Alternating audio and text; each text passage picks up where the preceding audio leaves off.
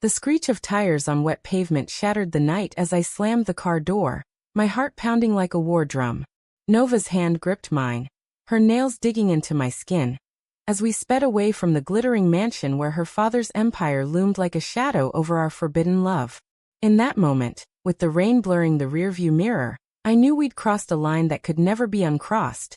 Her family would hunt us down, not for revenge, but to reclaim what they saw as their property. Her future, her choices, and now mine too. I glanced at Nova, her face pale under the dashboard lights, her breath coming in shallow bursts. "We did it," she whispered, but her voice cracked, revealing the terror beneath her resolve. We'd planned this for months, whispering in stolen moments at coffee shops and hidden park benches, where our fingers brushed like secrets too dangerous to voice aloud. Nova, the heiress to PharmTech, one of the biggest pharmaceutical companies in the States, had everything: wealth, status, a path laid out in gold. But she chose me, Nora, a struggling graphic designer from a broken home in Chicago, who could offer nothing but love that burned too bright for the world to ignore. As we crossed state lines into Indiana, the weight of our decision settled in my chest like lead. What have I done? I thought, my mind racing through the fallout. Her father, Victor Hale, wasn't just a CEO. He was a titan with connections that stretched from Wall Street to Washington. He'd already made it clear. Our relationship was a phase, a distraction from Nova's duty to marry well and secure the family legacy. But Nova's eyes, fierce and unyielding, had convinced me we could outrun it all. "They'll disown me," she'd said one night, her head on my shoulder. "But I can't live a lie anymore." And I, foolishly in love, had agreed, packing our bags under the cover of darkness. We drove through the night, stopping only at a dingy motel on the outskirts of Indianapolis. Inside the room, with its peeling wallpaper and flickering neon sign, Nova collapsed onto the bed, her body shaking. "Do you regret it?" she asked, her voice barely above a whisper. I knelt beside her, brushing a strand of hair from her face. "Never," I lied, because deep down a sliver of doubt gnawed at me. What if this freedom came at too high a cost? But I pushed it away, pulling her into my arms, our hearts sinking in the silence. We were together, and that was supposed to be enough. The next morning, reality hit like a freight train. Nova's phone buzzed incessantly, missed calls from her mother, texts from her brother demanding she return. "They're freezing my accounts," she said, staring at the screen, her face ashen. We'd anticipated this, stashing away what little cash we had, but it wasn't much. I thought of my own family, estranged after I came out in college. They wouldn't help, wouldn't even answer my calls. We were on our own.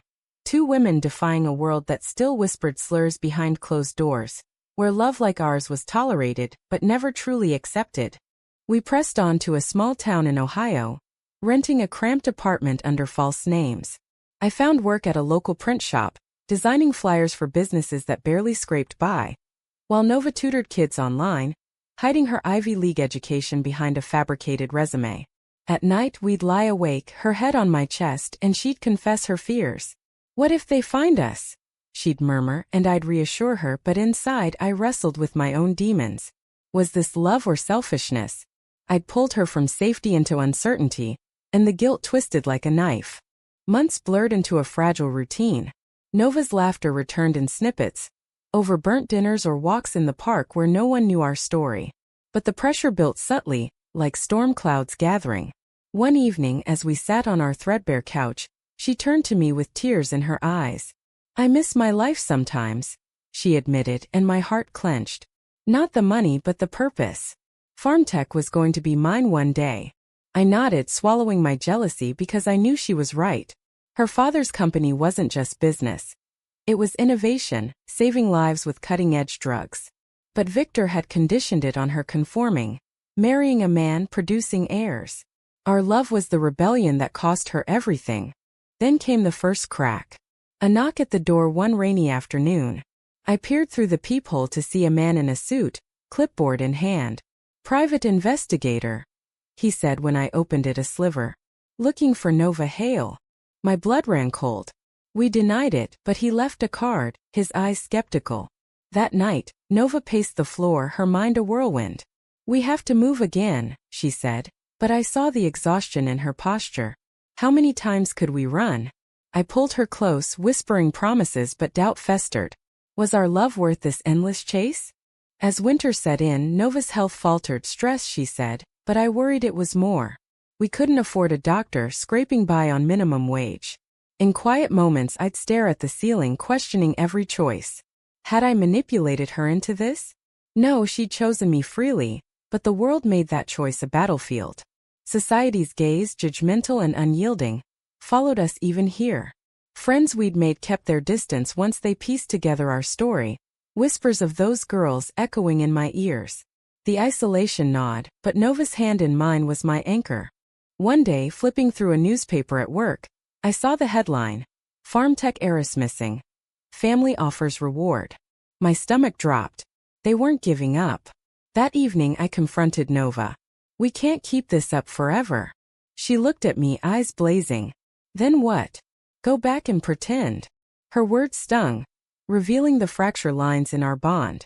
We argued, voices rising, accusations flying. Me blaming her privilege, her blaming my impulsiveness. But in the end we collapsed into each other's arms, apologies murmured like prayers. Little did we know the real storm was brewing inside her. Weeks later, Nova doubled over in pain, clutching her abdomen. "Something's wrong," she gasped. We rushed to a free clinic, where the doctor delivered the news that shattered our fragile world. She was pregnant. How? We'd used a donor months before fleeing. A secret plan to build our family away from judgment. But now, with no insurance, no support, the joy twisted into terror. "The baby's at risk," the doctor warned, citing complications from stress. As we drove home in silence, I gripped the wheel, my mind screaming. What have we done? The ultrasound screen flickered to life, revealing a tiny heartbeat that echoed through the sterile room like an accusation. Nova squeezed my hand, her eyes wide with a mix of awe and fear, as the technician pointed out the fragile form. 8 weeks, she said, but her tone held caution. Nova's blood pressure was high, a red flag in this unplanned pregnancy born from our desperate bid for normalcy. Back in our apartment, the news hung heavy. "A child," Nova whispered, placing a hand on her belly. "In this mess." I nodded, forcing a smile, but inside panic swirled. We dreamed of this, a family of our own, free from her father's archaic expectations. But reality mocked us. No savings, no stability, just the constant threat of discovery. That night, as she slept fitfully, I lay awake, my thoughts a torrent. Was bringing a life into our chaos selfish? Love had blinded us, but now the stakes were life and death. We adapted as best we could. I took on extra shifts, my hands aching from endless hours at the computer, designing logos for clients who paid pennies. Nova quit tutoring, her energy sapped by morning sickness, spending days researching prenatal care online. "We need vitamins," she'd say, poring over forms, her determination a shield against despair. But money was tight. We skipped meals to afford basics, and the guilt ate at me. This is my fault, I thought, replaying the night we fled. I'd convinced her we could make it, but had I considered the full cost? Society's undercurrents worsened it. At the clinic, nurses eyed our linked hands with subtle disdain, their questions laced with judgment. "Who's the father?" one asked, and Nova's sharp reply, "Irrelevant," earned us cold stares. In our conservative town, we were anomalies, whispers following us at the grocery store. "Those two," they'd murmur, and I'd feel the weight of generations of prejudice pressing down. Nova bore it with grace, but I saw the toll in her weary eyes. "Why can't they just let us be?" she'd vent, pacing. "Because we're a threat," I'd reply, bitterness rising. Our love challenged their norms, and for that we paid dearly. As her belly swelled, so did the isolation. Old friends from Chicago ghosted me after hearing rumors. Nova's family ramped up the search, billboards popping up in nearby cities. One evening a letter arrived, forwarded from our old address, from her mother pleading, "Come home, darling. We can fix this." Nova tore it up, tears streaming. "Fix what?" "Me." Her voice broke, revealing the deep wound of rejection. I held her, but my own doubts surfaced. What if returning meant safety for the baby? No, I pushed it away. That would mean surrendering our truth. The first major scare came at 16 weeks. Nova woke me with a cry, blood staining the sheets. We raced to the ER, my heart in my throat. "Miscarriage risk," the doctor said. prescribing bed rest we couldn't afford. I quit my job for freelance gigs from home, watching her like a hawk. In those quiet hours, Nova's confessions poured out. I feel trapped, she admitted one afternoon, staring out the window. Not by you, but by everything we left behind. Her words stung, unearthing my insecurities. Was I enough? Or was I the chain holding her back? We moved again to a quieter spot in Pennsylvania, hoping distance would dull the pursuit. But the stress lingered. Nova's father went public interviews painting her as confused, me as the seductress who stole his daughter. Online forums erupted with hate, slurs against our orientation, calls for traditional values. It fueled Nova's rage. They're hypocrites, she'd rant, her hands clenched. Dad preaches progress, but only if it fits his image. I agreed, but the vitriol chipped at my resolve. How could we raise a child in this hostility? At 24 weeks, another ultrasound brought relief. The baby was a girl, healthy despite odds. We named her Aria, a symbol of hope. But joy was fleeting. Medical bills piled up, collectors calling. We need help, I said one night, broaching the unthinkable. Nova's eyes flashed. Not from them. Our argument escalated, words like weapons. You're willing to risk her life? I shouted. She recoiled, hurt flickering. And you're willing to sell our souls? The silence after was deafening, a chasm opening between us. Reconciliation came slowly, in apologies and tender moments. Nova's hand on my cheek, her voice soft. I chose you because you see me, not the heiress. But the pressure mounted. Her health dipped again, preeclampsia looming, and doctors urged specialist care we couldn't access. In desperation, I considered contacting her family anonymously, but Nova caught me. Don't, she begged, fear in her eyes. They'd take everything. Her trust in me wavered, and I hated myself for it. As term approached, the world closed in. A tip-off led investigators to our door. We barely escaped, driving through the night to New York State. Exhausted, Nova went into early labor en route. At a rural hospital, Aria arrived screaming, tiny but fierce. Holding her, tears blurred my vision. She's here, I thought, but at what cost? Nova, pale and weak, smiled faintly. Our family. Yet, as nurses cooed over the single mom, ignoring me, the sting of invisibility hit hard. Postpartum brought new battles. Aria's cries filled our shoebox apartment, sleep a luxury. Nova struggled with depression, whispering doubts in the dark. Was this worth it? I'd reassure her, but my own mind echoed the question. Society's rejection amplified every hardship. Denied benefits because our relationship wasn't recognized. In some forms, judgmental stares at parks. Friends were scarce. Isolation bred resentment. Then the turning point. Aria's first checkup revealed a heart murmur. Congenital, the pediatrician said. Needs monitoring. My stomach nodded. We couldn't afford tests, let alone treatment. Nova's face crumpled. If we were back. She trailed off, but the implication hung. Her father's company specialized in pediatric cardiology drugs, experimental treatments that could save lives. But reaching out meant betrayal of our freedom. That night, as Aria slept between us, Nova turned to me. What do we do? Her voice, raw with vulnerability, cracked my heart.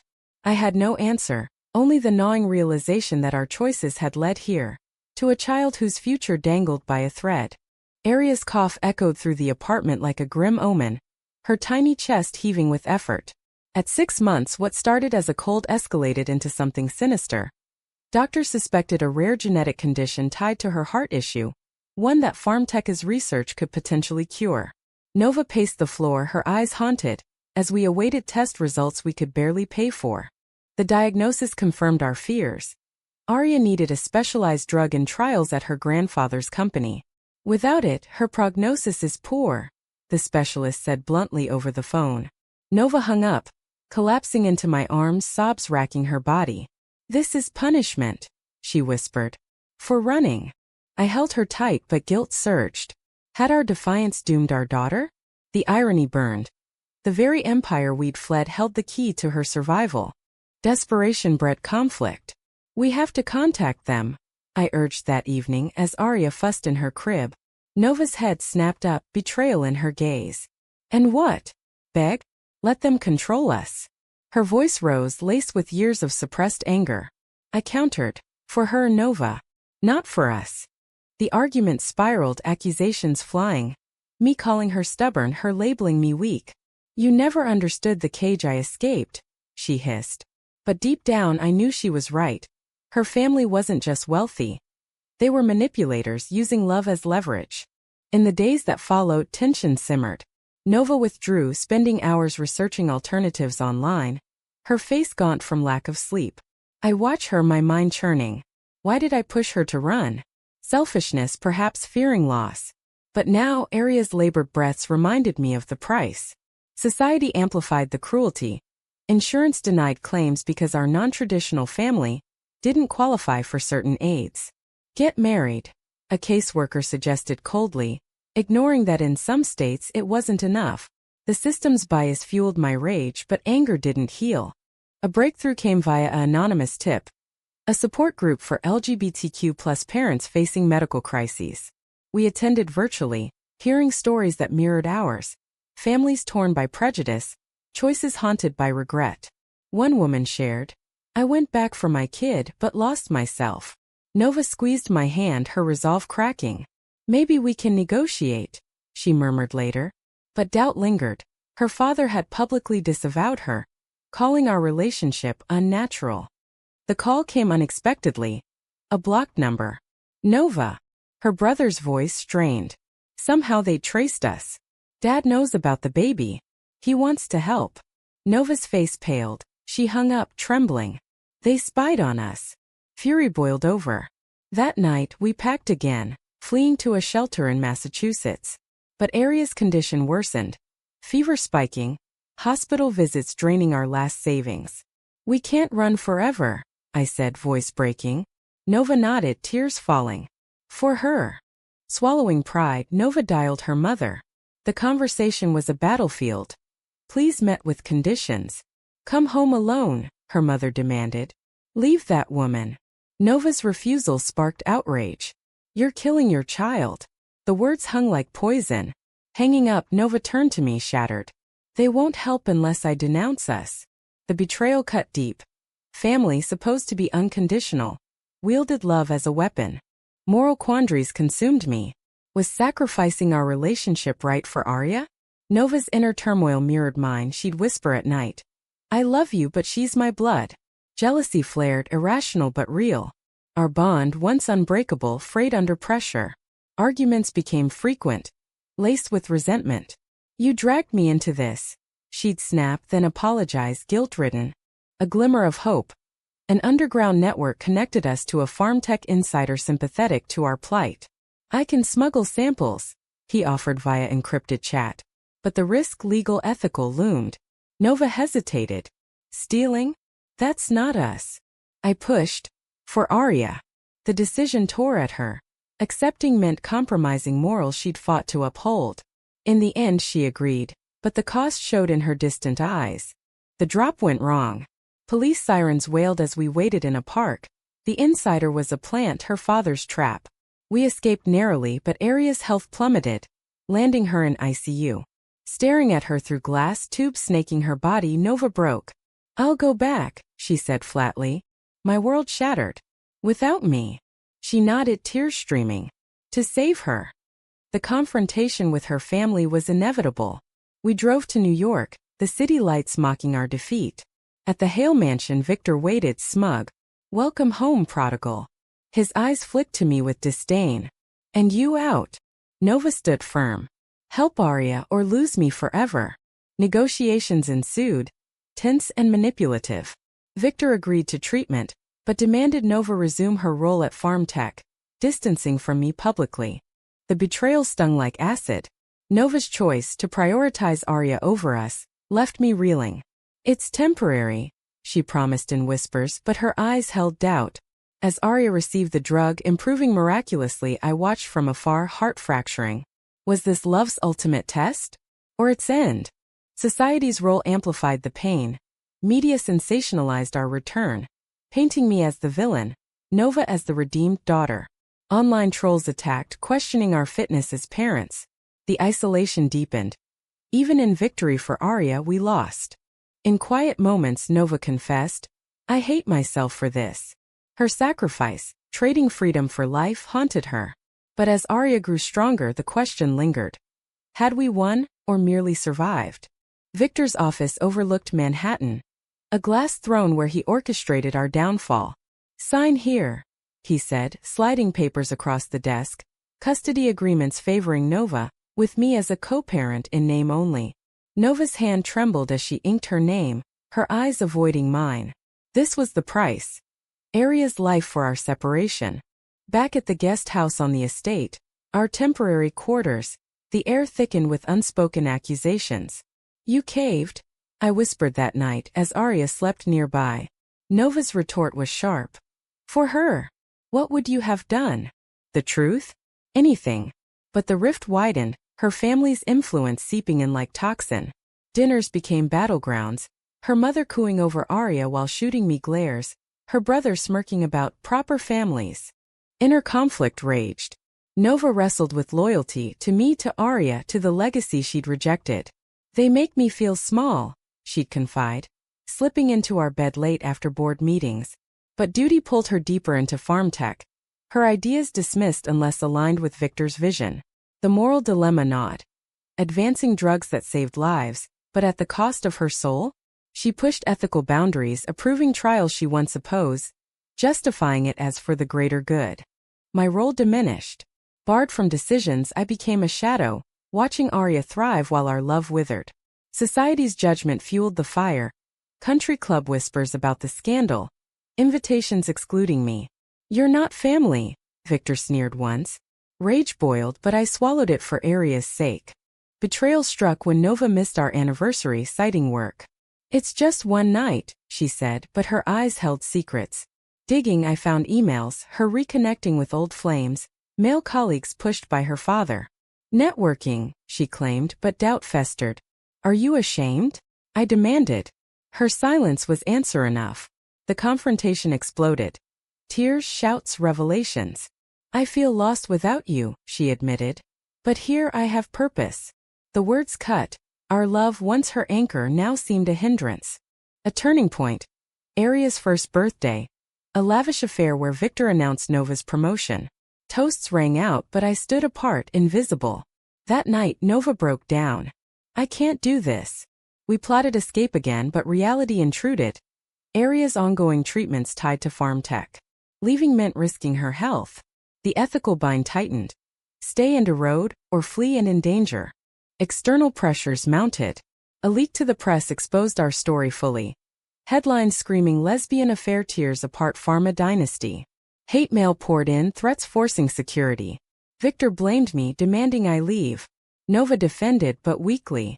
Maybe space, she suggested, shattering me. Was this the end? Her choice, family over us, echoed past rejections. In solitude, I questioned everything. Had running been right, or a romantic delusion? Nova's turmoil mirrored.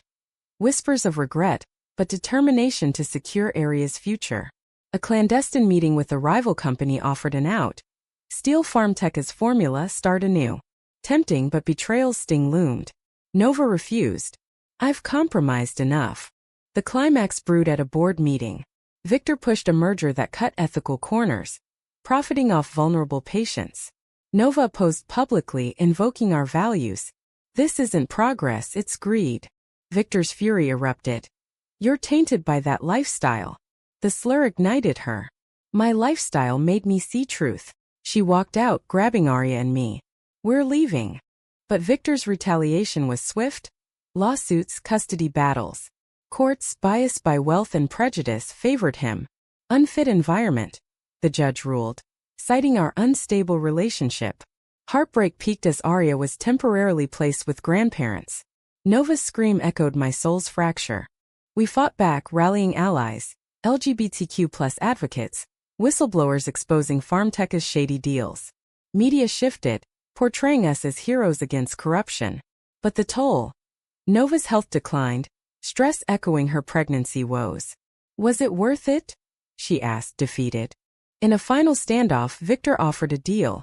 Drop allegations for Arya's return and unlimited treatment. Nova wavered. Sign and we're free in hiding.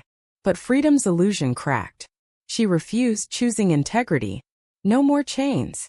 The court reversed, granting us custody amid scandal. Victor disowned her fully, but Arya was ours. As we drove away, Nova's hand in mine, relief mixed with sorrow. What price victory? The hospital lights buzzed overhead as Arya's monitor beeped steadily, her small hand in mine during a routine checkup that turned dire. Relapse, the doctor announced, the word slamming like a verdict. The experimental drug worked, but side effects emerged. A new complication requiring Pharmtech's latest prototype, locked behind Victor's walls. Nova's face drained of color. We have to go back. But this time, no please. Victor had cut ties after the scandal, his empire tarnished but intact. Our exposure had cost him millions, breeding vengeance. He'll never help, I said, but desperation clawed. Society's backlash intensified. Conservative groups boycotted Pharmtech, labeling it woke for the drama, while progressives hailed us. Caught in crossfire, we were pariahs. Inner wars peaked. Nova blamed herself. If I'd stayed, Arya wouldn't suffer. I countered. And live a lie? But doubt plagued me. Had my insistence on authenticity been arrogance? Choices haunted. Running, returning, fighting. Each carried scars, trust eroded, love tested. A risky plan formed. Infiltrate Pharmtech via a sympathetic employee. It's theft, Nova protested, moral compass spinning. Or survival, I argued. The decision tore her. Accepting meant becoming what she despised, deceptive like her father. For Arya, she relented, but her eyes held accusation. The operation unfolded tensely. Disguised, we slipped into the labs under cover of night, hearts pounding. Alarms blared midway, security alerted. Chaos ensued. Chases through corridors, Nova grabbing the vial as guards closed in. We escaped by inches, but the cost. A guard injured, guilt weighing heavy. Administering the drug at home. Arya improved, but the fallout crashed. News broke. Fugitive lovers steal from pharma giant. Victor pressed charges, painting us as criminals. Courts loomed again, custody threatened. Nova's resolve cracked. Turn myself in, she said. Save you and Arya. My refusal sparked fury. Don't martyr yourself. The trial was a spectacle. Testimonies dissecting our lives. Prejudices on display. Victor testified, venomous. They destroyed my family. Nova countered, voice steady. You destroyed it with your hate. The jury, swayed by evidence of his corruption, acquitted us, but Victor's final blow. Withholding the drug's full formula, ensuring Arya's dependency. Post-trial, we rebuilt in California, away from shadows. Arya thrived, but scars lingered. Nova's distance grew. Therapy revealed resentments. I lost who I was, she confessed. Our love, resilient yet fractured, faced ultimate test. Therapy sessions unearthed betrayals, like her brief emotional affair during separation. Forgiveness came hard, but for Arya we tried. Years passed in fragile peace. Arya, now 5, asked about her grandfather. He didn't understand love, Nova explained, tears hidden. But questions persisted. Did we model strength or recklessness? In quiet reflection, Nova turned to activism, advocating for LGBTQ+ families in healthcare, turning pain to purpose. I supported but wondered, was the fight worth the wounds? As Arya played outside, healthy at last, Nova took my hand. We made it. But the journey's toll echoed. Love triumphed, but at what ethical cost? Was it right to defy family and society for personal truth, even if it endangers the innocent?